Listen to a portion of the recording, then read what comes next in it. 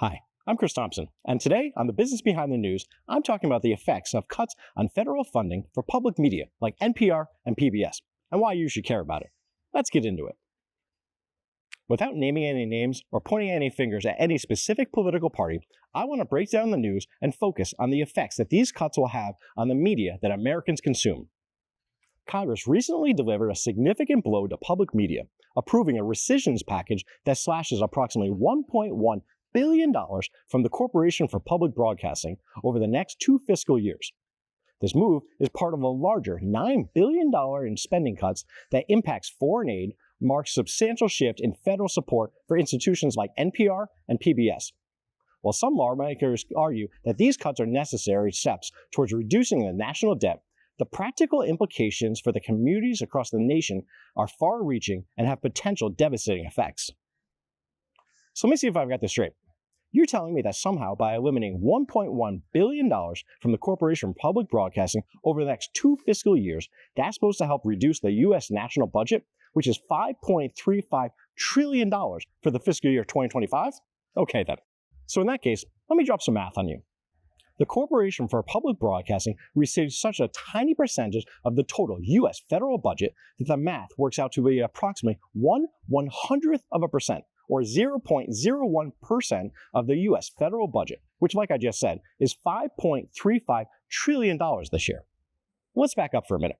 What was that word I just used? Rescission? I'm glad you asked.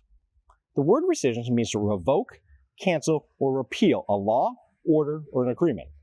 In this case, Congress voted, rather lopsidedly I might add, to not only cancel future funding for Corporation for Public Broadcasting, which in turn provides funding for NPR and PBS, but they also voted to claw back money that had already been approved and allocated. This is even more diabolical because this money had already been approved in a bipartisan vote by Congress earlier this year, and now they want to take the money back. Just like that. But how did it come to this? Well, there's a provision in the Public Broadcasting Act of 1967 that allows the Corporation for Public Broadcasting to receive its funding in 2 years in advance of the fiscal year for which it's intended. This structure was designed with the intention of insulating public media from political pressures that might arise during an annual budget process.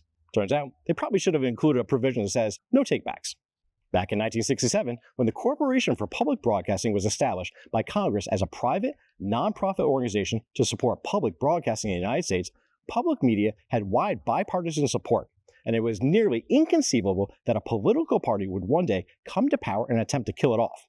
I mean, we're talking about public media, which provides critical information to rural communities and programming that helps children learn to read. Who would ever want to get rid of that? Crickets. Always crickets. So let's break down how the Corporation for Public Broadcasting really works. The CPB receives federal funding from Congress and distributes the vast majority of these funds as grants to local public radio and television stations across the country. The Corporation for Public Broadcasting does not produce any program itself, nor does it own or operate any radio or TV stations. Those public radio and television stations who receive the grants then use the funding to purchase programming from organizations like NPR or PBS, which includes such popular hits as Sesame Street and my favorite NPR, which is where much of the current administration's anger is directed. Undeservingly, I might add.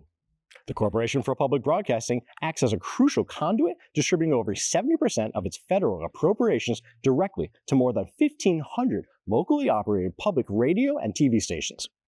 Most of this funding goes to rural stations in red states that serve as a lifeline for isolated populations. If you think there's probably a lot of farmers in those rural areas who depend on public radio, then you're absolutely correct. Kathleen Mayer, NPR's president and CEO, has warned that as many as 80 NPR stations could face closure. The financial figures underscore the grim reality.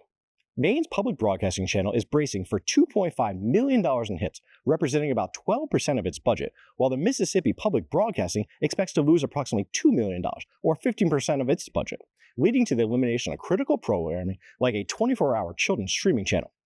For stations in Erie, WQLN, federal funding constitutes a substantial 40% of its $1.2 million annual budget.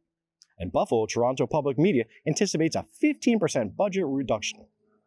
Beyond the raw numbers, the impacts extend to the very fabric of local communities. Public media outlets often provide the only source of local news, educational content, and critically, emergency alerts in areas where broadband and cable access are limited or non-existent.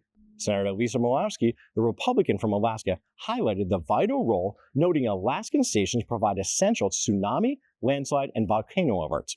An earthquake strike on the Alaskan Peninsula during the Senate debate served as a stark, real-time reminder of the life-saving information these stations deliver. These cuts threaten to create what people in the media industry refer to as news deserts, leaving vulnerable populations without access to reliable local information, educational resources for children, and crucial public safety announcements. I'm all for saving money on unnecessary government spending, like those famously quoted $15,000 hammers that NASA spends money on, or money that the government spends to study the effects that wolves will have on the population of deer in Yellowstone Park. I'll give you a hint. They eat them. But cutting 1/100% or 0.01% of the U.S. federal budget by eliminating funding for the Corporation for Public Broadcasting seems like a drop in the bucket and doesn't really move the needle very much, especially when you consider the harm that it will do to rural communities made up of farmers who rely on the news they get from public media. Thanks for listening to my rant about how the U.S. federal government is cutting funding for public media at the expense of the very people who need it the most in rural communities. If you haven't already, smash that like button and do me a solid and subscribe to my channel so you can be notified next time I drop a hot take. Thanks.